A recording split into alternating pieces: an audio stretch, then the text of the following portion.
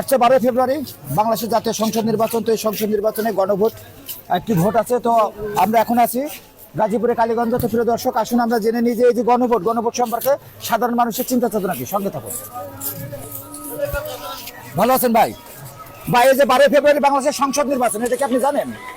12 ফেব্রুয়ারি যে নির্বাচন হবে, সংসদ নির্বাচন, আপনি জানেন নাকি? জানি। এখানে একটা গণভোট আছে, হ্যাঁ বা না, এটা সম্পর্কে জানেন? হ্যাঁ বা না ভোট সম্পর্কে কিছু জানেন না? তো প্রিয় দর্শক, উনি আসলে জানেন না। তো আসুন আমরা কথা বলি। ভালো আছেন? এই যে 12 ফেব্রুয়ারি নির্বাচন জানেন? 12 ফেব্রুয়ারি বাংলাদেশের নির্বাচন হবে, এটা জানেন? এই নির্বাচনে এবার গণভোট আছে। গণভোট জানেন? হ্যাঁ না ভোট জানেন না?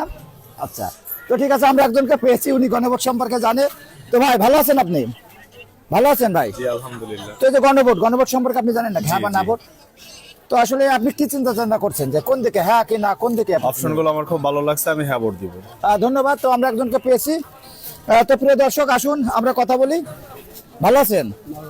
12 ফেব্রুয়ারি নির্বাচন, বাংলাদেশের সংসদ নির্বাচন, আপনি জানেন? এখানে গণভোট আছে, হ্যাঁ ভোট বা না ভোট, জানেন আপনি? তো আপনার চিন্তা কি, আসলে কোন দিকে আছেন আপনি? হ্যাঁ ভোট না ভোট? হ্যাঁ ভোটে আছি। হ্যাঁ ভোটে আছে। তো প্রিয় দর্শক, সঙ্গে থাকুন। আপনি আমি হ্যাঁ ভোটে আছি। আপনি হ্যাঁ ভোটে আছেন না? তো আমরা জানি দেখে ওখানে অনেক সচেতন মানুষকে পেয়েছি যারা আপনার এই যে হ্যাঁ ভোট এবং না ভোট সম্পর্কে যাদের ধারণা আছে। তো আসুন আমরা কথা বলি। ভালো আছেন ভাই? 12 ফেব্রুয়ারি বাংলাদেশের নির্বাচন, আপনি জানেন নির্বাচন হবে? জানি। আচ্ছা, এখানে হ্যাঁ ভোট না ভোট আছে, এটা জানেন? গণভোট এটা বলছেন, জানেন না? গণভোট আপনি জানেন? গণভোট।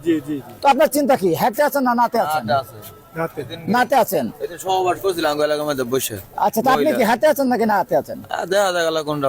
আচ্ছা প্রিয় দর্শক, আমরা গাজীপুরের কালীগঞ্জ। তো কালীগঞ্জের যে কাঁচা বাজার, আপনারা দেখলেন যে এখানে সাধারণ মানুষ তারা হ্যাঁ ভোট এবং না ভোটে অনেকে জানে, অনেকে জানে না। কেউ হ্যাঁ ভোট দিবে, কেউ না ভোট দিবে। তো প্রিয় দর্শক, সারা বাংলাদেশের সাধারণ মানুষের এই গণভোট নিয়ে কি ধরনের চিন্তা জানতে হলে সঙ্গে থাকুন। ধন্যবাদ।